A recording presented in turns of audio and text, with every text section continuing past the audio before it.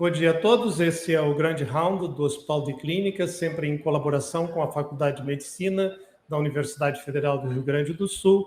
O tema hoje, em versão virtual e interativa, é a integração acadêmica no enfrentamento da pandemia por Covid-19. É um formato bem interativo, nós vamos ter a participação de 4 blocos de atualização. Eles são compostos pelo professor Eduardo Sprins, que é chefe do Serviço de Infectologia do Hospital de Clínicas, o professor Pedro Halal, que é reitor da Universidade Federal de Pelotas, a professora Lúcia Pelanda, que é reitora da Universidade Federal de Ciências da Saúde de Porto Alegre, e o professor Rafael Scheffel, que é professor do Departamento de Farmacologia da URGS e membro da Comissão de Medicamentos do Hospital de Clínicas. Os nossos 2 debatedores vão ser o professor Ricardo Kuchenberg, coordenador da Comissão Permanente de Gerência de Risco Sanitário no Hospital de Clínicas, e o professor Rodrigo Pires dos Santos, que é coordenador da Comissão de Infecção Hospitalar no Hospital de Clínicas. Nós vamos, então, dar sequência com a formação de 4 blocos de entrevista e depois a coleta de perguntas e a avaliação crítica por parte dos nossos moderadores. Em primeiro lugar, eu gostaria de agradecer a oportunidade de participar desse Grand Round do Hospital de Clínicas de Porto Alegre, Faculdade de Medicina da URGS. É um prazer estar aqui falando sobre esse tema tão importante como o coronavírus nesse momento. Sob a perspectiva da epidemiologia, eu acho importante trazer um pouco do que essa ciência faz, de como que ela contribui para a evolução do conhecimento sobre as doenças, e neste caso, no coronavírus. Uma das frases mais tradicionais da epidemiologia é de que um epidemiologista ele precisa da mente limpa, ou sã, e das mãos sujas. E embora essa analogia nesse momento seja um pouco delicada de fazer, porque todo mundo precisa estar com as mãos limpas, mas na prática o epidemiologista é aquele pesquisador que tem que ir a campo, ele tem que ir entrevistar a população, ele tem que ir examinar a população. E isso é o que está sendo mais necessário nesse momento da pandemia do coronavírus. A gente vê muitas estatísticas que são baseadas em casos confirmados, e a gente tem um problema muito grave de denominador, porque a gente não é capaz de, exceto se fizermos estudos na população, a gente não é capaz de enxergar o problema como um todo. O professor César Victor, que é o nosso epidemiologista mais famoso aqui da UFPEL e provavelmente do Brasil inteiro, ele fez uma analogia com um iceberg, e que eu acho que é uma analogia muito adequada. Então, os casos confirmados, eles representam a parte visível do iceberg, a ponta do iceberg, que fica acima do nível da água, mas existe lá para baixo um grande iceberg que precisa de uma lupa da epidemiologia para ser conhecido. Então, para mim, hoje, o grande desafio inicial que nós temos é fazer o que eu estou chamando de back to the basics. Para a gente conhecer uma doença, a primeira coisa que a gente faz é saber o quanto que tem dela. A gente se desacostumou a fazer isso porque a gente lida com doenças que a gente já conhece, mas agora chegou uma doença que a gente não conhece.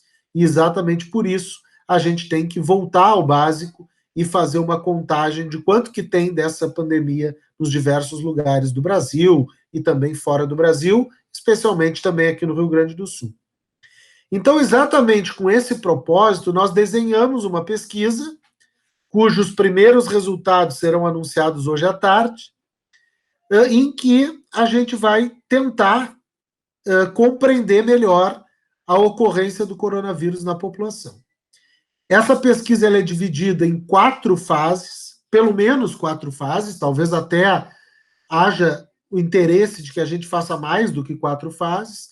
Em cada uma dessas fases, nós vamos entrevistar e testar cerca de 4.500 pessoas, espalhadas por todas as regiões do estado, num modelo muito parecido com uma pesquisa eleitoral, mas as pessoas são selecionadas nas suas casas de forma completamente aleatória.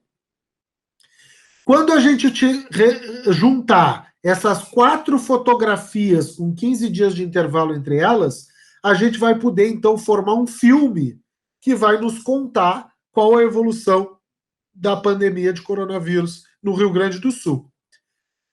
Essa mesma ideia, ela foi então expandida para o país inteiro e a gente vai fazer um estudo igual no Brasil, basicamente a mesma metodologia, claro que com outra magnitude. No Brasil, enquanto aqui no Rio Grande do Sul o estudo vai ser com 9 cidades, sentinela, como a gente chama, no Brasil serão 133 cidades sentinela.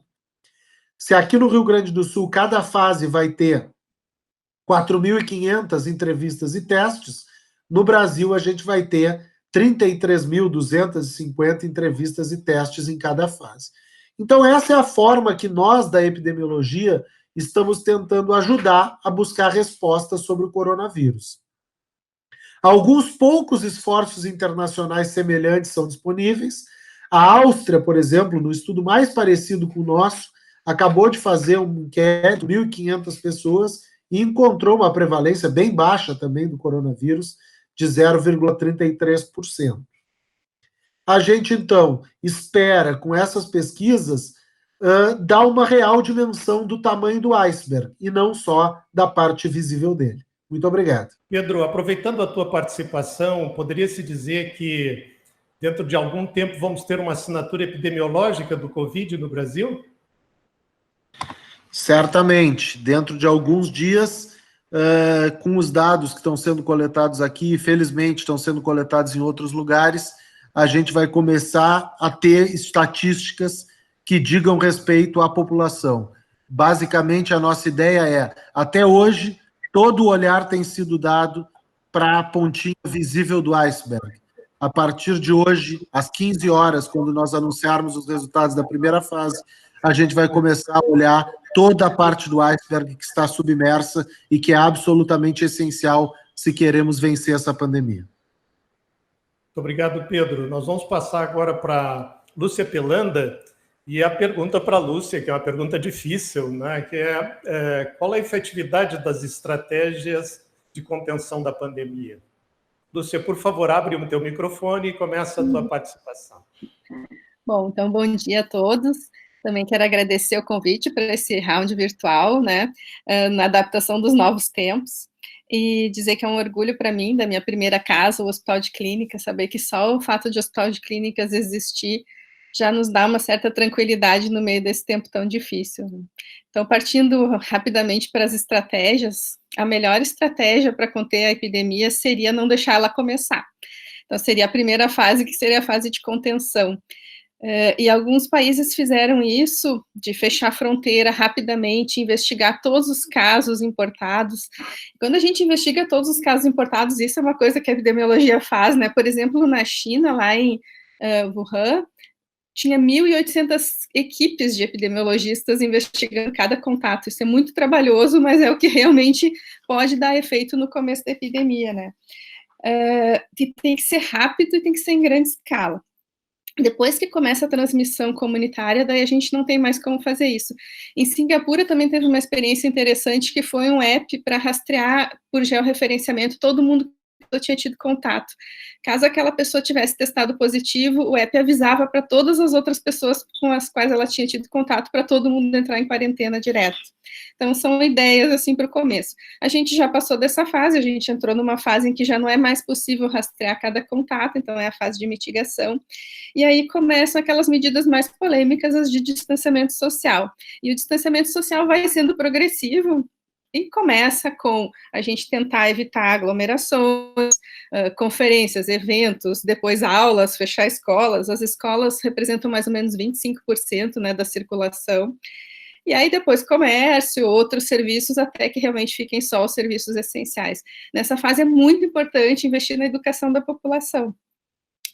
E geralmente não existe uma restrição maior de movimentação. E todo mundo sabe, né, o objetivo disso é achatar a curva, que tem sido discutido tanto, é ganhar tempo, realmente ganhar tempo, como está acontecendo no Hospital de Clínicas, para criar novos leitos, para a gente poder estudar melhor o vírus, desenvolver protocolos de tratamento, quem sabe ganhar um pouco mais de tempo para vacina, tempo para imunidade, como o Pedro falou, de devolver mais pessoas, né, que já tenham desenvolvido anticorpos, comprar equipamentos e até formar pessoas, porque as pessoas, os profissionais de saúde e outros profissionais são um recurso finito. E agora, no dia 7, a gente tinha 4 bilhões de pessoas no mundo em medidas de distanciamento, mais da metade da população mundial em algum grau de confinamento em mais de 100 países, né?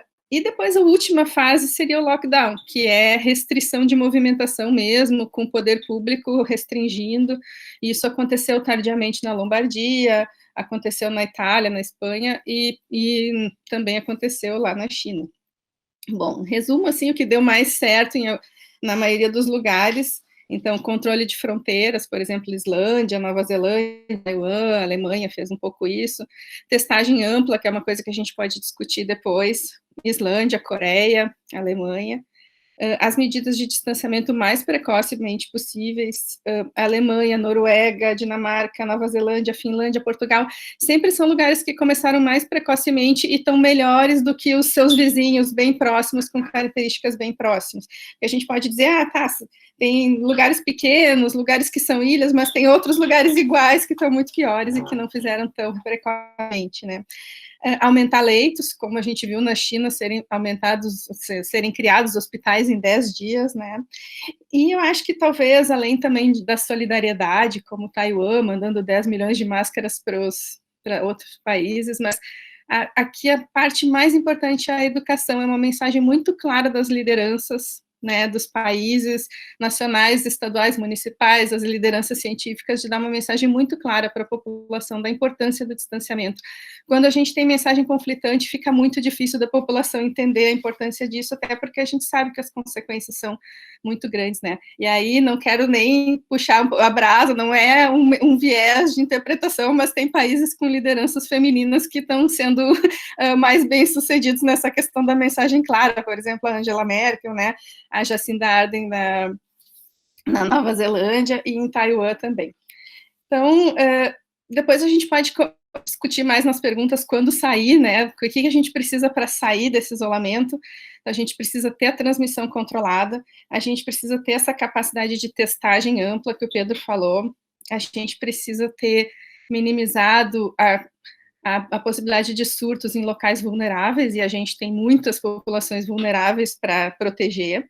A gente tem que ter medidas bem claras para prevenção no trabalho, nas escolas, administrar bem os casos importados, e no começo a gente não tinha nenhum cuidado com os casos importados, né? A pessoa vinha da China, da Itália, pegava sua malinha no aeroporto, ia para casa e podia fazer o que quisesse, né? Então, acho que tem que ter esse cuidado. E uma comunidade altamente engajada, e é nisso que a gente precisa investir agora.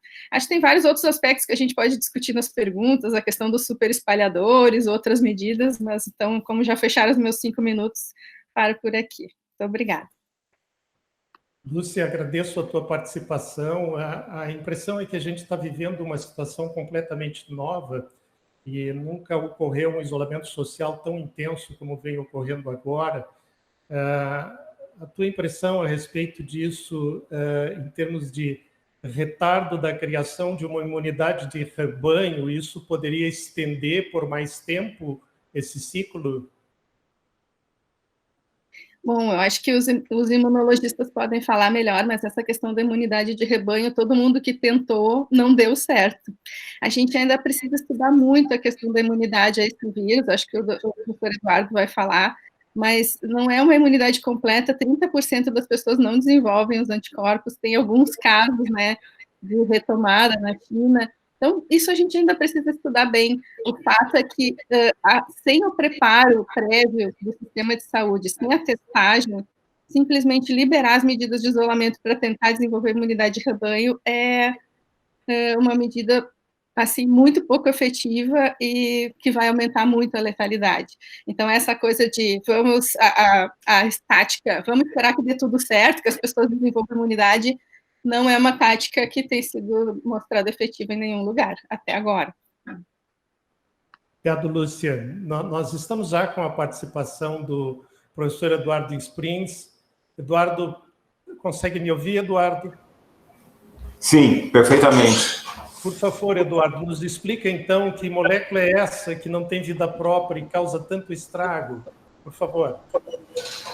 Primeiro, eu queria me desculpar, problemas tecnológicos e de posicionamento era para começar, mas eu acho que depois do professora Laura e da professora Pelanda tenham falado tão bem, então eu vou tentar me encaixar nesses 5 a 7 minutos para tentar fazer um resumo.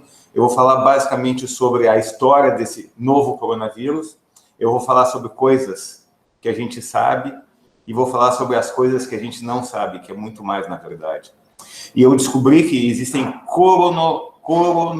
coronavirologistas, pessoas dedicadas toda a vida delas a eles. A gente aprendeu na década de 70 e 80 que os coronavírus causavam um resfriado leve. Mas esse vírus RNA simples, a gente viu no início desse milênio que ele poderia ser uma ameaça. Ele tem uma polimerase inquieta. O que é uma polimerase inquieta? O coronavírus habita diversas espécies e quase todas as suas espécies têm seus próprios coronavírus.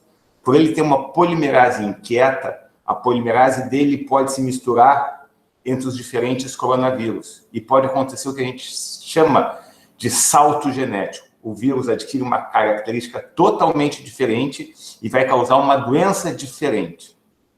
Aconteceu isso com a SARS, 2002, 2003, vindo do morcego, hospedeiro intermediário, um gato nativo. Em 2013, houve a MERS. A MERS é uma SARS piorada. De novo veio do morcego foi para o dromedário no Oriente Médio, do dromedário foi para humanos, causando doença grave, uma letalidade de 35%. 2 estudos, um da década passada e um dessa década, disseram que era muito provável que um novo salto genético fosse ocorrer. E onde é que ele ocorreria? Na China, por características peculiares desse país, que misturava diversas espécies no mesmo ambiente. Então, eis que o anunciado salto genético aconteceu. E esse salto genético, na verdade, é de um novo vírus que, do ponto de vista dele, é brilhante. A taxa de transmissibilidade dele é gigantesca, muito mais do que o H1N1, e a taxa de letalidade dele, como o professor Alau falou, a gente não conhece, mas certamente não é tão grande assim. Mas, no entanto, como em algumas pessoas o sistema imunológico reage de uma forma absurda, ele causa, sim, doença grave. A gente vai tentar ver isso, os estudos epidemiológicos vão mostrar isso. Então, o que a gente sabe? A gente sabe que esse vírus não respeita a estação do ano. É só ver exemplos do Nordeste e do Norte do Brasil. Manaus, um caos agora. Então, a sazonalidade dele não é aparente. O que mais que a gente sabe dele? A gente sabe, então, que ele se transmite rapidamente e que a taxa de letalidade dele não é grande, mas dependendo do estrago que ele for fazendo, o colapso do sistema de saúde, sim, a taxa de letalidade dele vai ser maior. Vide os países que tentaram essa imunidade de rebanho, que logo vou falar sobre isso. A gente sabe que, felizmente, por exemplo, esse vírus não sobrevive a 70 graus, então, e ele sucumbe ao álcool gel, lavar as mãos é algo totalmente efetivo.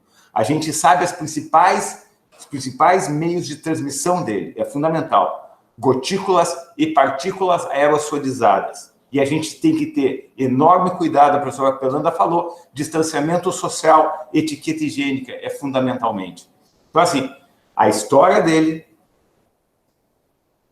o que a gente sabe, e em 4 meses, no máximo, ele já contaminou sabidamente e confirmadamente cerca de 2 milhões de pessoas no mundo inteiro, e a gente sabe que é muito mais, e mais de 120 mil mortes já são atribuídas a ele. Ou seja, ele é perigoso, sim. O que a gente não sabe? O que a gente não sabe são diversas coisas, eu vou me centrar fundamentalmente na tal da imunidade de rebanho. A gente não sabe se os anticorpos que alguns vão desenvolver, se eles serão protetores ou não. A gente não tem ideia. A gente não sabe sobre isso.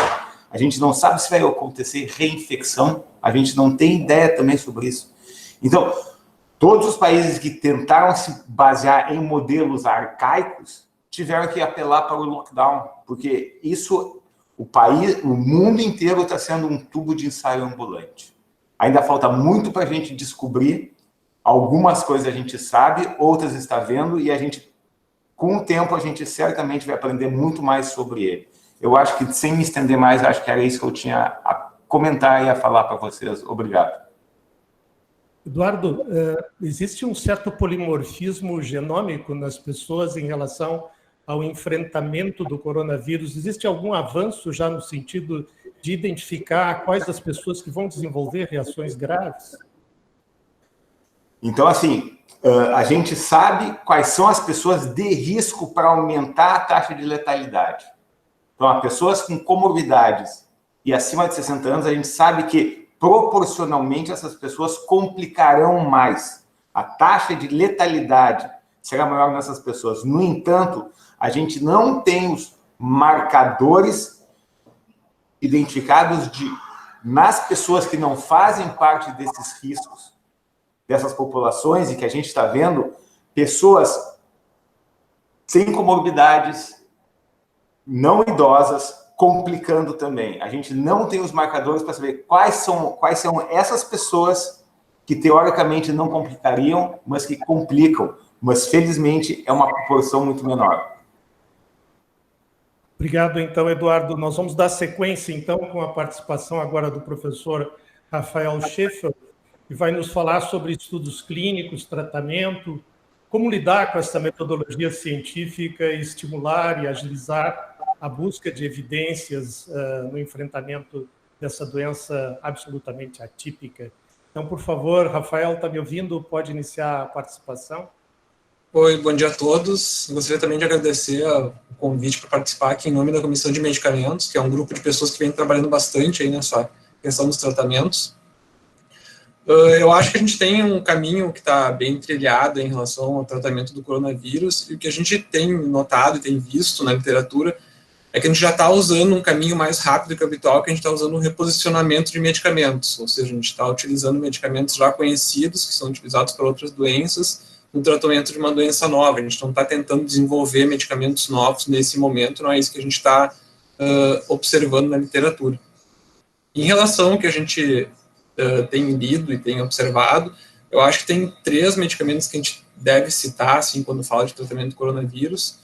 O primeiro é o lopinavir e ritonavir, que é um antirretroviral, que o professor Eduardo conhece bem, é do tratamento do HIV, e que, na minha opinião, é o tratamento mais bem estudado até agora, porque é o único tratamento que a gente tem, de fato, um ensaio clínico com um desenho metodológico minimamente adequado para testar se ele poderia ou não ser um tratamento, e que, infelizmente, o estudo mostrou uma resposta igual no grupo que utilizou e no grupo que não utilizou o lopinavir e ritonavir.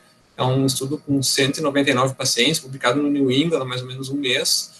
Ele tem algumas coisas que a gente pode discutir depois, em relação ao tempo que foi iniciado o tratamento, em relação ao desfecho primário, em relação à diferença que se observou em mortalidade, apesar de não ser significativa do ponto de vista estatístico. Então, tem várias coisas dele que podem ser discutidas, mas que, em princípio, talvez seja o melhor estudo de tratamento da Covid-19 que a gente tem disponível. O segundo medicamento que eu acho interessante, que eu acho que é um medicamento que a gente vai ouvir falar bastante ainda nos próximos meses, aí, próximos dias, porque, na verdade, a atualização desses estudos é diária, né? Hoje de manhã eu recebi um estudo novo já de hidroxicloroquina. Mas o que eu gostaria de falar agora é do remdesivir, que é um antiviral que a gente não tem aqui no Brasil, mas que parece ser, talvez, o tratamento mais promissor dentre todos aí que estão sendo estudados, porque ele é um antiviral que funciona bem contra coronavírus, de uma maneira geral. Então, ele tem estudos in vitro, estudos em modelos animais, em SARS e MERS, mostrando benefício, mostrando melhora de vários parâmetros, inclusive alguns parâmetros clínicos nessas doenças. E tem um estudo publicado há 5 dias atrás, ou 4 dias atrás, no New England também, de uso compassivo de remdesivir, que mostrou que os pacientes que usaram remdesivir tiveram cerca de 70% deles mostraram alguma melhora. Ele é um estudo de um braço único, todo mundo usou remdesivir, então a gente não tem um grupo controle, ele não é um ensaio clínico, ele tem um N de 50 pacientes também, um N pequeno, mas é um estudo que aponta para talvez um benefício do remdesivir. E eu acho que, finalmente, o último grupo de medicamentos são os antimaláricos, que a gente tem que falar, até pela repercussão que isso ganhou nos últimos dias e nas últimas semanas, da cloroquina e da hidroxicloroquina. Esses dois medicamentos, para quem não conhece, não está muito acostumado, são medicamentos já antigos, da década de 50, são medicamentos pós-guerra, que se usa desde então para malária, e depois disso, especialmente a hidroxicloroquina, vem sendo utilizada para diversas doenças reumatológicas. Então são medicamentos que a gente tem já um uso grande dentro da literatura e da comunidade médica, não são uma novidade, então são medicamentos que especialmente os reumatologistas são bem acostumados a utilizar.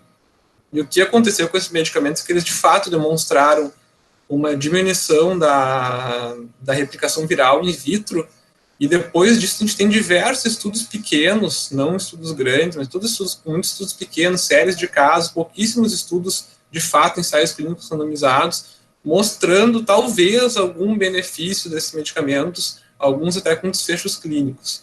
Eu acho que o que aconteceu, na verdade, é que a gente teve um estudo, que é um estudo francês muito pequeno e com muito problema metodológico, um estudo que, se a gente começar a falar aqui de todos os problemas, a gente vai ter que ficar mais 10 minutos falando só dos problemas do estudo, que é um estudo do grupo lá da França, que, na verdade, é um estudo que tem 20 pacientes usando hidroxicloroquina com desfechos medidos, né? E esse estudo foi o estudo que caiu na mão de diversos políticos, diversas pessoas que tomam decisão, e que leram ele como talvez o estudo que demonstraria que a hidroxicloroquina tem um benefício no tratamento dos pacientes.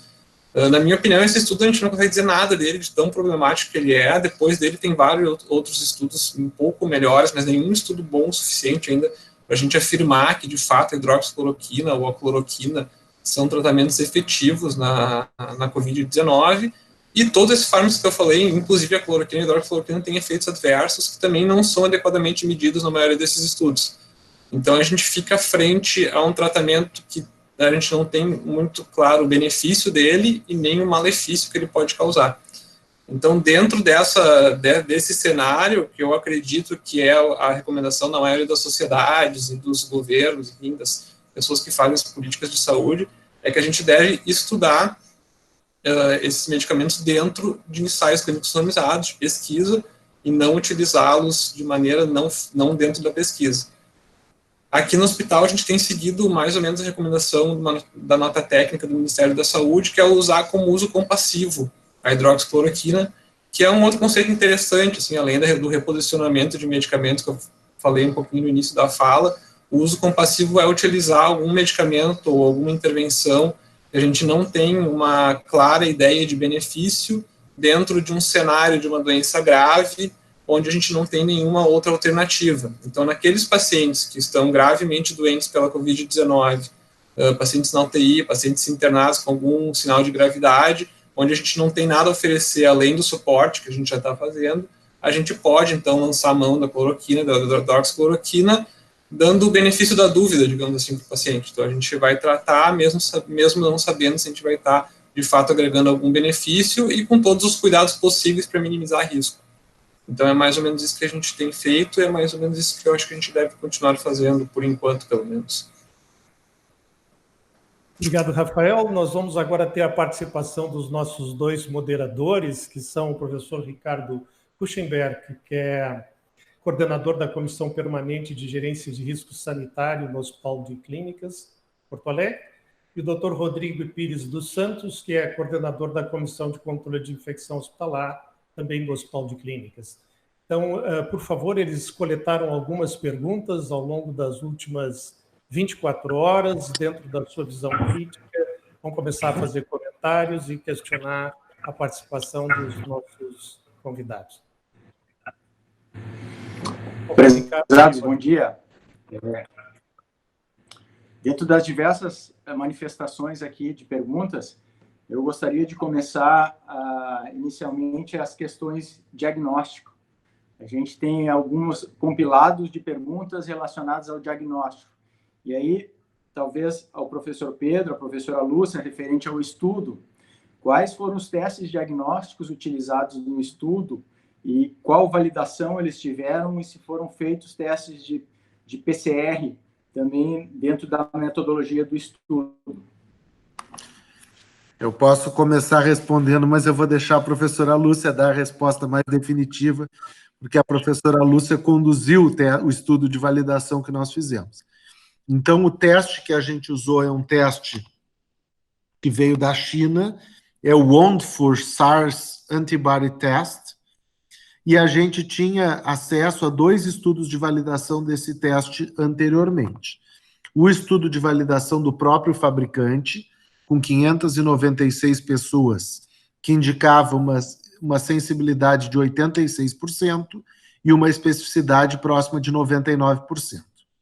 E aqui no Brasil, o INCQS, ligado ao Fiocruz, também fez uma validação desse teste, numa amostra de 95 pessoas, e encontrou uma altíssima sensibilidade e uma altíssima especificidade.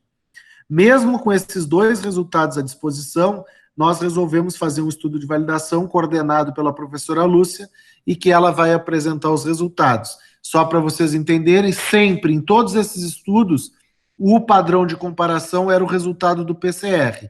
E no estudo que a professora Lúcia vai apresentar, os positivos foram obtidos em Porto Alegre de exames PCR do LACEN e os negativos foram obtidos de uma amostra de sangue dos participantes da corte de 1982 aqui de Pelotas, que tinha sido coletado sangue praticamente 5 anos atrás, antes de existir o vírus. E aí a professora Lúcia pode descrever os resultados para todos que nos acompanham. Bom, então é isso que o Pedro já tinha descrito. A única diferença é que nós fizemos com voluntários aqui em Porto Alegre, então nós avaliamos 157 pessoas, participantes voluntários, que já tinham o exame de PCR, então eles já tinham PCR positivo ou negativo, e nessa amostra a gente teve 78% de sensibilidade do teste e 100% de especificidade. E na amostra de Pelotas de 2012, a gente teve 98% de especificidade. Ali só tinha negativo, então só dá para avaliar a especificidade. E o teste foi bem tranquilo de usar, bem fácil de fazer, mas ele tem essa limitação, ele não é um diagnóstico de infecção aguda, ele é um diagnóstico para depois. Acho que é isso. Não sei se respondeu. Obrigado. Eu queria agradecer a oportunidade da gente colaborar e interagir com vocês, e queria já de pronto encaminhar uma próxima questão para o Pedro, para o Eduardo, também para a professora Lúcia, em relação à imunidade protetora, imunidade de rebanho. Se vocês pudessem comentar um pouco o que a gente já tem de evidências nesse sentido, e talvez tenhamos mais dúvidas do que certezas, mas também olhar sobre a perspectiva da estratégia da Suécia, que apostou numa ideia de uma estratégia de imunidade de rebanho. Se vocês puderem comentar, por favor. Obrigado. Então, muito rápido. Aos convidados, não, aos convidados fora da casa, por favor. Pessoal, então assim, ó, o que a gente tem de informação populacional no mundo? Ela é bem desanimadora, assim. Hoje vocês vão ficar sabendo às 15 horas os resultados do Rio Grande do Sul. Mas a Áustria conduziu um estudo populacional com 1.500 pessoas e encontrou 0,33% de infectados. A Islândia tem feito testagem em massa, publicou hoje no New England 0,9% ou 0,8% de infectados. A Coreia, numa estratégia que não é bem aleatória, porque tem voluntariado, então quem testa tem mais probabilidade de estar infectado, encontrou 2% de infectados. Os únicos, depois, aquele vilarejo na Itália, que acabou ficando famoso, encontrou 3% de infectados. A única prevalência acima de 10% descrita na literatura é em uma cidade alemã, que foi aquela cidade que foi o epicentro da epidemia na Alemanha, que teve uma festividade tipo um carnaval, que todo mundo se contaminou, e eles fizeram um estudo de prevalência e deu 14% de infecção. Então, isso nos mostra que nós estamos muito longe de começar a falar de imunidade de rebanho. A gente, para chegar na imunidade de rebanho, a gente está acostumado aí com números perto de 55%, 60%. Então, assim, não dá para cogitar trabalhar com essa possibilidade nesse momento, porque nós estamos muito longe disso, e hoje de tarde nós vamos saber o quão longe estamos do Rio Grande do Sul, num lugar onde a gente recém engatinha na pandemia. Pedro, isso dá uma ideia de que a doença tem um potencial de infectividade baixa? Eu acho que aí eu vou deixar o Eduardo comentar, mas não. Ao contrário, todas as informações que tem é que ela tem uma capacidade de transmissibilidade muito rápida, muito alta. O problema é que transmissibilidade alta, a gente sempre fica olhando aqueles números que são a ponta do iceberg, mas as populações, elas são muito grandes. E com as medidas de distanciamento social, o percentual das populações que está infectado na maioria dos lugares ainda é muito pequeno.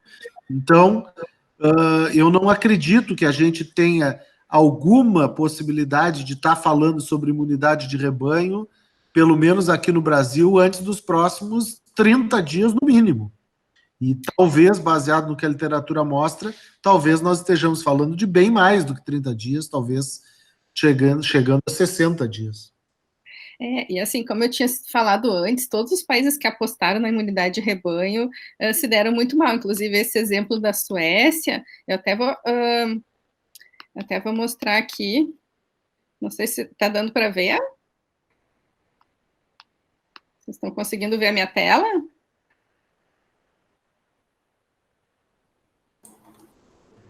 Ainda não, professora Lúcia. Deixa eu ver aqui. Não está aparecendo, Lúcia, mas tem Agora está aparecendo? Um recurso que pode ser usado à direita do teu computador. Não, mas a Suécia tem... Agora apareceu. Apareceu? Tá. Não, é que assim, justamente a Suécia, a gente só tem, como o Eduardo falou, a gente é um tubo de ensaio gigante, né? São ensaios que não estão randomizados, são ensaios clínicos ecológicos não randomizados. O máximo que a gente pode ver é o quanto a Suécia é parecida com a Dinamarca e com a Finlândia e com a Noruega. São os países mais parecidos e que fizeram medidas bem mais precoces e não apostaram na imunidade de rebanho. E a Suécia já tem bem mais mortes do que esses países que são parecidos com ela. Então, eu acho, assim, do ponto de vista das evidências que a gente tem, apostar na imunidade de rebanho agora é bastante perigoso e pode até resultar, dando uma palavra bem ruim, assim, numa mortalidade muito elevada. Então, eu não arriscaria. Vamos ver o que o Eduardo vai complementar. Se há alguma coisa, se vocês deixaram algum espaço para complementar, né? Eu acho fundamental, assim, isso é uma nova epidemia, é um novo vírus, modelos passados têm que ser atualizados para esse modelo. Todo mundo que tentou a dita imunidade rebanho se deu mal ou se dará mal, porque não existe alternativa. Infelizmente, é um caminho único. O que a gente está fazendo com medidas mitigatórias é ganhar tempo, mais nada. E a outra coisa importante, se a gente for pensar nos outros coronavírus que dão resfriadinhos comum, a imunidade desenvolvida nossa, os nossos anticorpos, não são protetores permanentes. A gente não sabe por quanto tempo durará essa nossa proteção. Tem mais isso, a gente não sabe. É tudo novo. Nós estamos estudando e estamos aprendendo. E, infelizmente, nossos hábitos terão que mudar. Nós temos uma epidemia, pandemia. E, enquanto não houver cura, não sei, mas vacina, nossos hábitos totalmente mudados. Infelizmente, tem coisas que nós vamos ter que incorporar, infelizmente, para 1 ano, 2 anos. E não sei se não para sempre, eu não sei o que vocês acham. Uma coisa que eu queria comentar também é dos super espalhadores, não sei se tem alguma pergunta sobre isso, mas eu acho, porque tem essa índice de transmissibilidade que é o médio, né, mas algumas pessoas conseguem espalhar muito mais e transmitir muito mais, e também vai depender das condições de isolamento, as condições de moradia, por exemplo, numa favela vai ser muito mais difícil conter, apesar de algumas experiências bem-sucedidas, né, mas na Alemanha, em Berlim, por exemplo, no começo da epidemia, 1/3 dos casos estavam relacionados a 2 danceterias, a 2 festas. Veja esse exemplo que o Pedro também falou do carnaval. Na Coreia do Sul, uma paciente, a paciente 31, teve contato com 900 pessoas, e a região dela agora tem 6 mil casos, muito mais do que a capital. Então, os padrões de disseminação também a gente está ainda estudando, porque não é uma disseminação uniforme. Às vezes, uma pessoa só determina, né? Aqui no Brasil teve a história do casamento também, que foi... As pessoas chegavam de viagem, iam ou num casamento ou numa festa, teve uma festa da família real, então tem várias histórias, assim, aquela coisa que os detetives da medicina, os epidemiologistas, vão atrás e acabam identificando um foco, um surto, mas é uma doença assim que a gente ainda precisa estudar muito para poder dizer, né, quando vai dar para mudar os hábitos, como o Eduardo falou.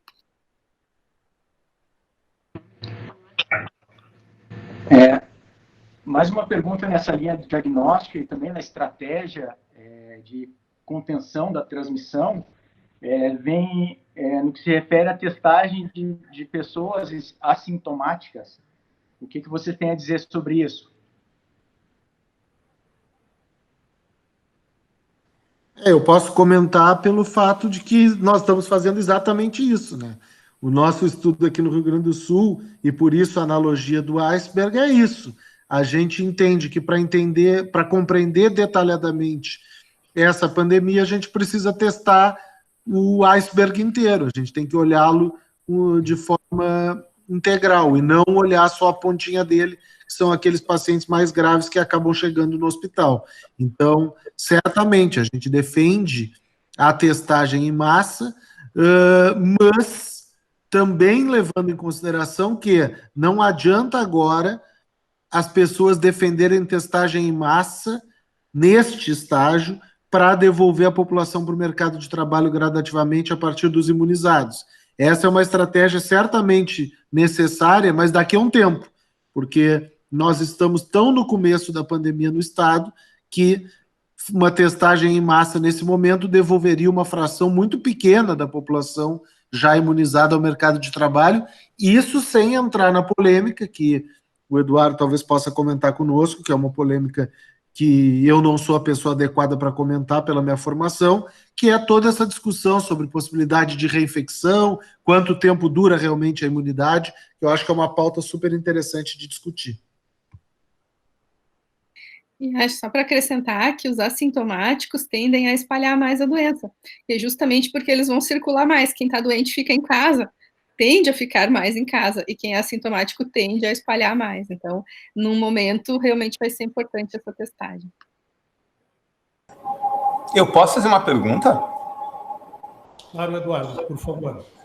Eu queria saber dos painelistas o que eles recomendariam para medidas protetivas em se pensar que o vírus circulará de uma forma maior ou menor no nosso meio.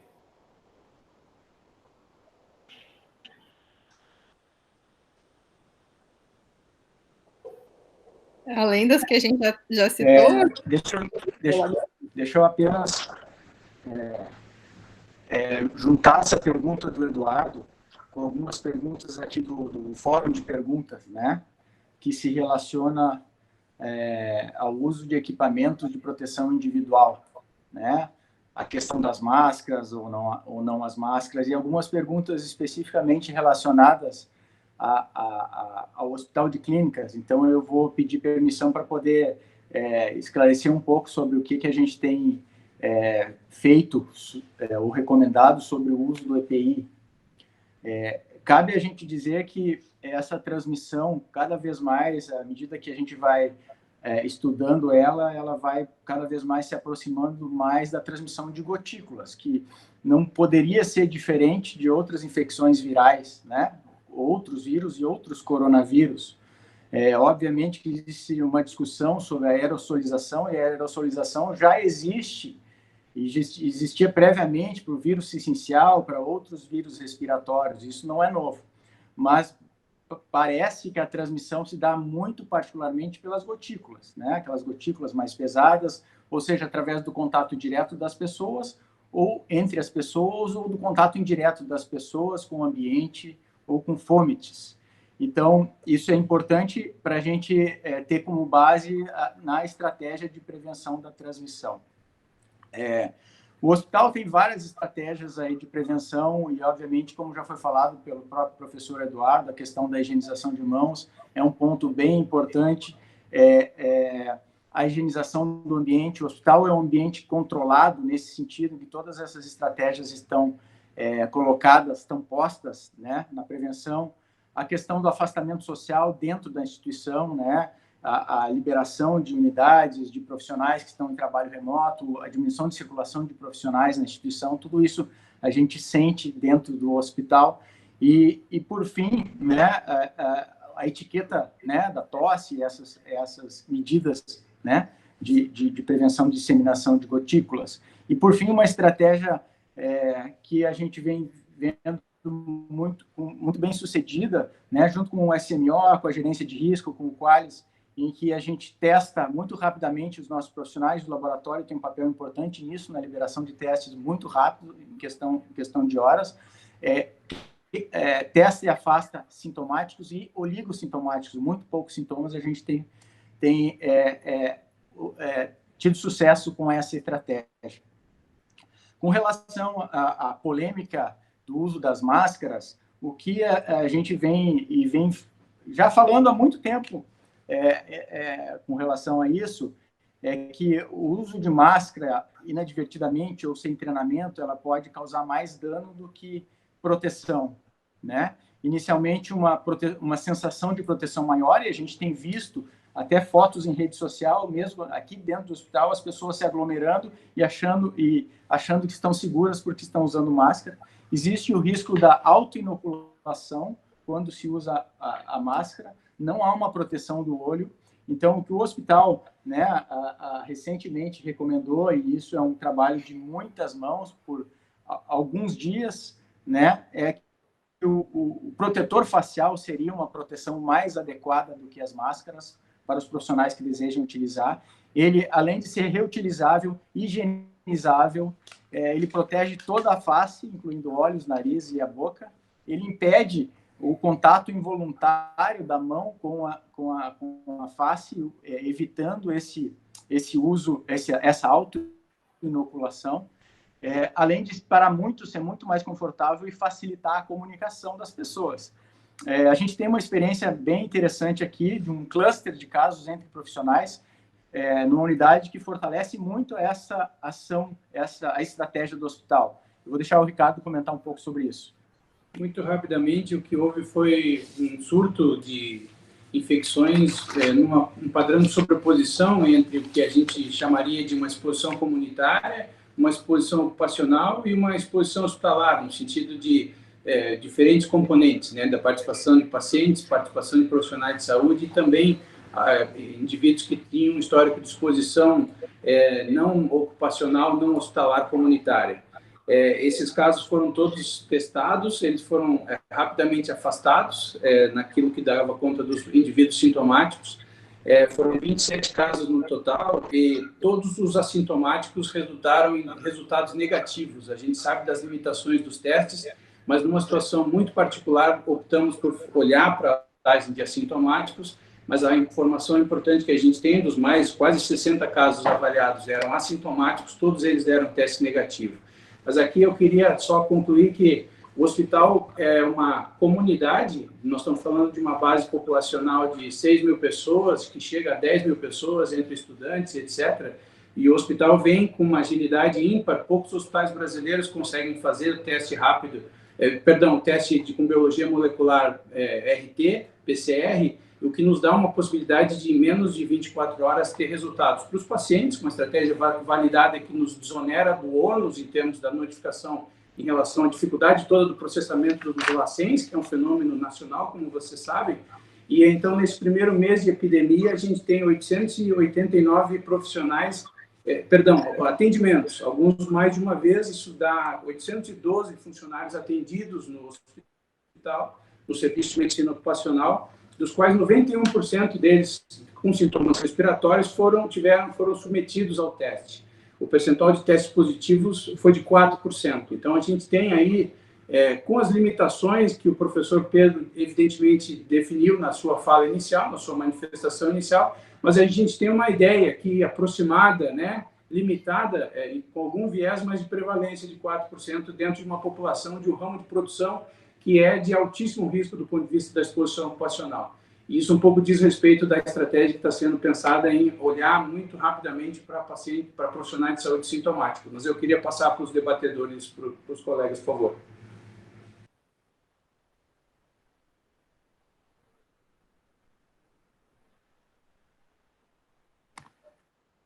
Eu, da minha parte, só queria ressaltar essa questão do que significa o número de casos. Eu acho sempre importante dizer, a gente vai tendo estimativas, tem alguns modelos que fazem essa projeção. Hoje a gente vai dar mais uma estimativa, baseada aqui no Rio Grande do Sul, às 15 horas, mas certamente já podemos dizer que cada caso confirmado, notificado, representa um número de casos que não foram notificados porque as pessoas não tiveram sintomas que as levaram a procurar atendimento médico, seja porque não tiveram nenhum sintoma, seja porque tiveram sintomas muito leves. Então, volta a analogia do iceberg.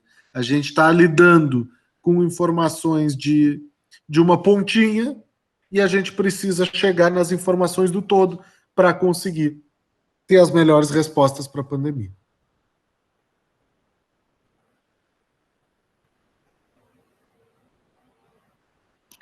Mais alguém dos nossos convidados, por favor? Tem um comitê científico do Estado que é coordenado pelo professor Luiz Lambe, o secretário Luiz Lambe, e teve uma discussão bem grande sobre máscaras para a população. Estou te olhando aqui, Lúcia. Estou te olhando, Lúcia. Então, para a população, a gente discutiu muito. Tem, assim, esse pequeno benefício, mas o Nicolas Taleb fala, né, como é uma curva exponencial, a gente está na convexidade da curva, então, às vezes, um pequeno benefício pode representar uma redução grande da transmissibilidade.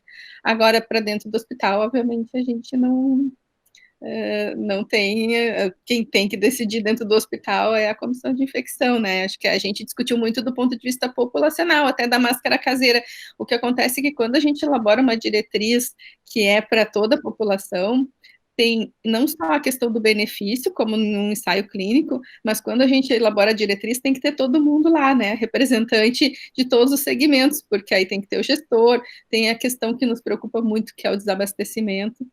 E a outra questão que nos preocupa é que isso está sendo usado para dizer, então, saindo de máscara, está todo mundo liberada, e as pessoas vão se aglomerar no parque ou nos outros lugares, isso é muito complicado. Então, assim, tem um certo segmento da sociedade que tem, assim, a melhor intenção, e eu acho que todo mundo usar máscara tem um certo benefício que é bem importante, que é daí a quem tiver doente vai usar também, senão também tem a estigmatização, né?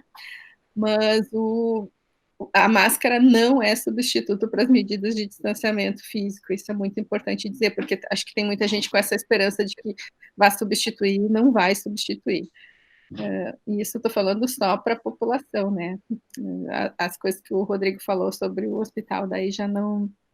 Acho que já... Lúcia, e também para os outros convidados, uma das coisas que a gente passou a ter muita atenção em relação a esse novo vírus é a questão dos fomites, porque a máscara protege em relação à condição respiratória, mas não protege a questão fomites. E existem dados da Johns Hopkins mostrando que, inclusive, após 72, 96 horas, preserva-se essa partícula, principalmente em material plástico.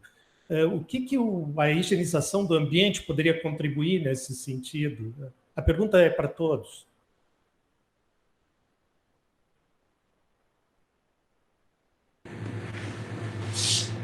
Fleck, eu queria também convidar que o professor Luiz Lambe, nosso colega na Universidade Federal do Rio Grande do Sul e secretário estadual de Ciência, Tecnologia e Inovação, também pudesse fazer parte desse debate, por favor.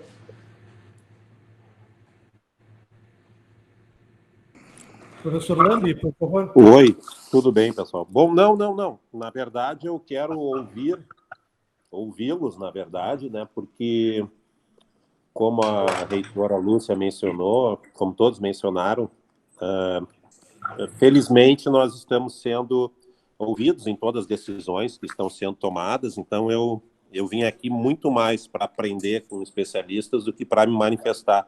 Esse era o meu objetivo em ouvi-los, tá? Para subsidiar qualquer informação, qualquer aconselhamento que a gente possa vir a dar a todos. Enfim, obrigado, Ricardo, pela menção, tá? Obrigado.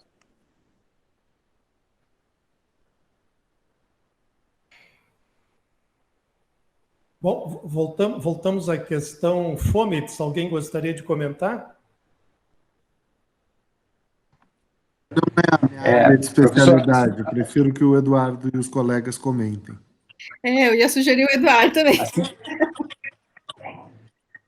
Assim como o professor Eduardo comentou, esse vírus ele é muito lábil aí a temperaturas e a desinfetantes, né? Então, assim, a grande maioria dos desinfetantes utilizados no âmbito hospitalar e até doméstico, como água sanitária, a uma determinada concentração, ele elimina o vírus. Então, é bem importante os processos de desinfecção frequente, e a gente tem trabalhado isso na instituição no sentido de aumentar, e recomendado isso, né? Aumentar a higienização do ambiente. E o ambiente não é necessariamente aquela parte, né, que a própria higienização faz, como pisos e paredes. Sim, um ambiente de toque, os celulares, ou de superfície de maior toque, celulares, computadores, bancadas, mesas de trabalho, teclados de computadores. Então, como mensagem geral, a maioria dos desinfetantes tem ação contra o vírus e, enfim, né, as superfícies de problema são os nossos celulares, os nossos teclados de computadores ou superfícies de maior toque, maçanetas, etc. Professor Eduardo. Só para tentar acrescentar alguma coisa, teve aquele tubo de ensaio ambulante que foi o Diamond Cruise, aquele navio, e as pessoas encontraram, mesmo após 7 dias, partículas virais que eram viáveis. O que a gente não sabe é se essas partículas virais conseguirão estabelecer uma nova infecção, se elas são suficientes para que haja uma nova infecção. Então, isso eu acho que a gente tem que ter cuidado. Como eu falei, eu acho que pelo menos, eu sou muito mais ignorante, eu tenho muito mais dúvidas do que certezas ou algum conhecimento a respeito desse novo vírus. Acho que a gente está aprendendo todo dia. Eu não sei, a gente tem medo dos fomites, mas eu não sei realmente depois de quanto tempo eles deixarão de ser infecciosos. Eu acho uma coisa importante. E eu queria saber da Lúcia, principalmente da Lúcia, porque ela foi ativa com relação a tomar medidas de proteção da comunidade, se ela acha que o exemplo da República Tcheca ela consegue ser colocada num âmbito nacional, comunitário, ou a pouca propagação do vírus na República Tcheca nada tem a ver com o uso da máscara protetora? O Pedro quer falar antes, Lúcia, se tu me permite, porque ontem eu fiz análise da República Tcheca. Alguns empresários pediram para eu analisar os dados da República Tcheca. Eu analisei. Os dados da República Tcheca não são melhores que o do Brasil, ao contrário, são piores. Então, assim, embora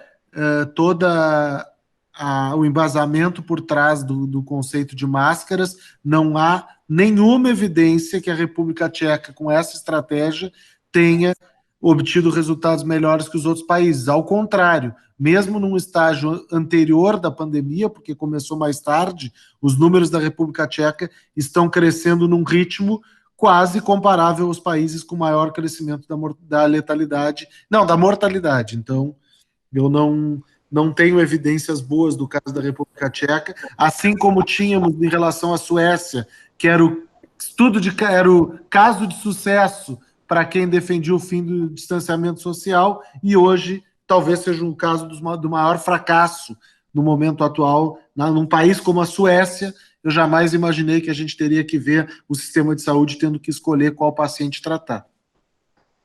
Então, vocês acham que, por exemplo, agora eu vou fazer uma coisa bem regional, bairrista quase.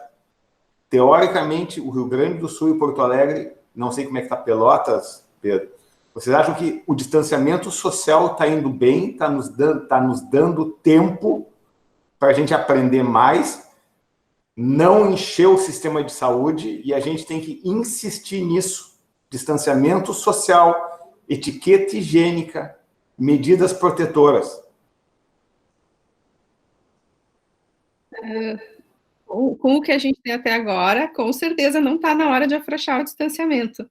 É claro que a gente está muito no escuro, é claro que a gente tem pouquíssimos dados, a gente sabe da subnotificação, mas também a gente tinha subnotificação antes e tem subnotificação em todos os estados, e mesmo comparando, né, com os outros estados, a gente está bem, porque a gente tomou medidas precoces. Então, eu acho que nesse momento, para a gente sair do distanciamento, aquilo que eu estava falando antes, a gente precisa ter um engajamento enorme da população. Realmente as pessoas têm que entender que quando elas vão para o parque se aglomerar, elas estão tirando o direito de um trabalhador sair, porque a gente tem que reduzir a circulação total do vírus. Então, se tu está está gastando isso numa festa ou no parque, tu está tirando o direito de alguém que pode sair com proteção.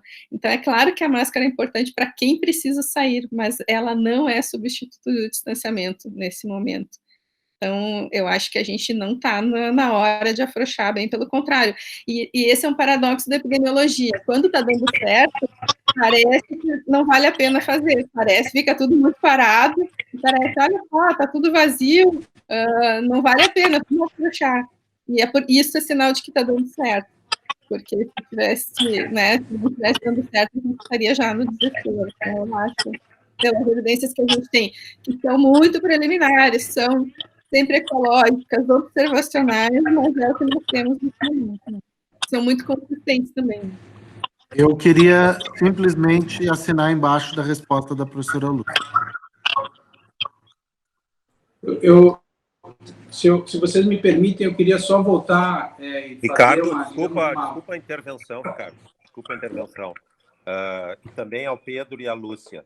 A questão que o público leigo quer saber é, ok, os estudos nos indicam não é momento de afrouxar, etc., mas as pessoas querem saber número de dias, prazos, janelas temporais. Como é que a gente pode esclarecer isso um pouco melhor, Lúcia, Pedro e colegas?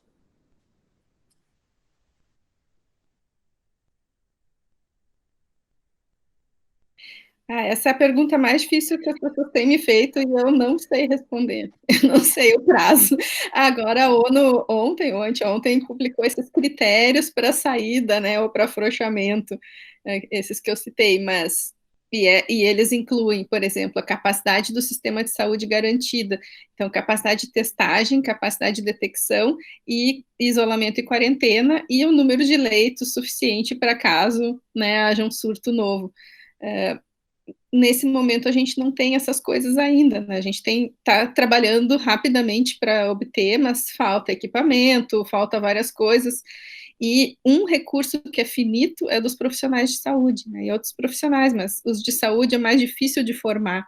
Então, e a gente não consegue que nenhum equipamento ficar funcionando 24 horas, 7 dias por semana. As pessoas cansam, as pessoas ficam doentes. Então, é muito importante preservar os trabalhadores da saúde, né.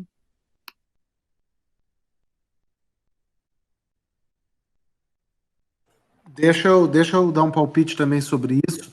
Eu estou precisando sair para um próximo compromisso, então vai ser uma manifestação. Eu acho que a pergunta de quando isso vai acabar, ela é uma pergunta que tem que ser sempre trazida de uma forma diferente. O fim do distanciamento social vai demorar muito tempo. O que tem que ser dito é o distanciamento social não pode ser encarado como um interruptor de luz que a gente vai ligar ou desligar de uma hora para outra.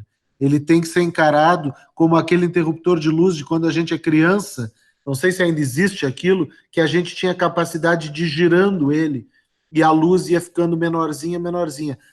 O retorno às atividades habituais vai ser gradativo. E essa é uma mensagem essencial de ser passada para todos os setores da sociedade. Se a ideia for tratar como um interruptor de luz, liga, desliga, nós estamos na iminência de uma tragédia no Brasil, como outros países já vivenciaram. Se a gente quer tratar com a devida seriedade o tema do distanciamento social, sem torná-lo uma pauta ideológica, a gente tem que começar a disseminar a ideia de que a saída do distanciamento social será gradativa, com base em critérios científicos que vão sendo construídos ao longo das próximas semanas. Nesse momento, não há evidência científica que sustente qualquer decisão de relaxamento das medidas hoje vigentes no Estado. Na minha opinião. Eu gostaria de agradecer a participação do professor Luiz Lambi, secretário estadual de Inovação, Ciência e Tecnologia, perguntar se ele está satisfeito com a resposta e se gostaria de fazer algum comentário. Nós estamos chegando próximos ao encerramento. Professor, sim. Não, a minha pergunta é feita justamente porque, como esse vídeo será assistido por muitas pessoas, essa pergunta vem, porque as pessoas perguntam a nós, e eu sempre digo, não sou especialista, quanto tempo dura cada medida que é tomada. Então, como o professor Pedro, a professora Lúcia mencionaram a questão das recomendações pós-estudo, pós-análise, as pessoas certamente farão essa pergunta, mas sim, quando e quanto tempo isto tomará, né? Porque é uma pergunta natural que qualquer pessoa, que qualquer leigo fará, enfim, é uma pergunta inevitável, é isso que eu queria colocar. Eu acho, se eu posso complementar, professor Jânio? Eu acho muito importante a gente dizer que tem dois elementos aí que tem que ser vistos juntos. Como eu falei, uma diretriz, quando a gente vai elaborar uma diretriz, não basta saber que uma determinada intervenção é eficaz, tem que avaliar todos os riscos e benefícios em todos os aspectos. Então, claro que essas medidas têm um efeito muito importante sobre a economia. E é para isso que também existe um grupo de economistas, por exemplo, todos os professores da URGS elaboraram um documento com recomendações, porque o distanciamento físico não vai funcionar sem medidas de proteção social e proteção da economia. Então, são coisas que têm que ser pensadas junto.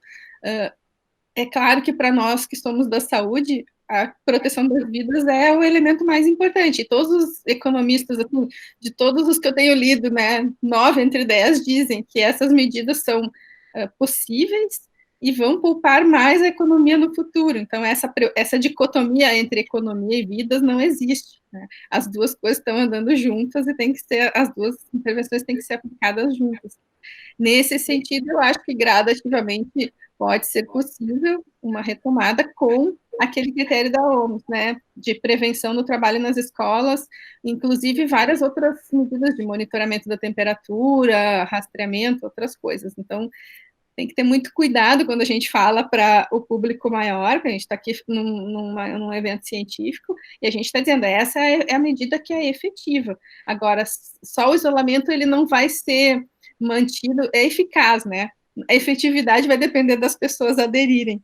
Então, a efetividade depende de medidas importantes de proteção social e econômica que vêm do poder público, né? E também acho muito da solidariedade da sociedade nisso, a gente acho que tem muitas vantagens nessa questão da solidariedade. Acho a questão do isolamento vertical tem sido bastante discutida, mas é uma questão até numericamente ela não funciona, né? Porque a gente pensar, bom, a gente vai ter que isolar quem tem fator de risco, quantos idosos nós temos, todos vão ter que ficar isolados. Todo mundo que tem hipertensão, já é 25% da população. Todo mundo que tem diabetes, que é mais 8%. Todas essas pessoas moram com outras pessoas jovens. Como é que vai ser o trânsito dessas pessoas jovens para o seu domicílio? Então, na prática mesmo, o isolamento vertical nem teria como funcionar. Então, as medidas de distanciamento têm que ser... É claro que esses grupos têm que necessariamente aplicar o distanciamento, mas se só eles fizerem isso, a gente não vai diminuir a circulação o suficiente para ter um impacto importante sobre o número de casos. Só lembrando que a gente vai precisar de muito tempo, né? Nós vamos precisar de tempo. E nós temos que nos acostumar com essa dimensão desse tempo. Esse tempo, infelizmente, vai ser mais longo do que a gente gostaria. Então, isso é fundamental. A gente tem que transmitir para todas as pessoas. Nós vamos precisar de muito tempo. E acho que a gente está preocupado com toda a sociedade, mas a gente está preocupado também com as pessoas que poderão ficar mais tempo expostas. Profissionais de saúde têm que ser preservados, é fundamental isso, protegê-los ao máximo. E acho que a sociedade toda é fundamental isso. Infelizmente, nós vamos precisar de tempo. No entanto, eu acho que é importante deixar uma mensagem de esperança, pelo menos no encerramento desse encontro, e dizer a todos vocês e à sociedade como um todo essa pandemia por Covid-19 vai necessariamente passar, até porque isso está assim escrito na história. Eu sugiro que todos leiam um artigo publicado em 1989 por um sociólogo chamado Charles Rosenberg. Ele representava a Academia Americana de Ciências e Artes, e ele descreveu o perfil social das pandemias, comparando esse perfil social com um roteiro teatral, em que apenas mudava a trama e os personagens.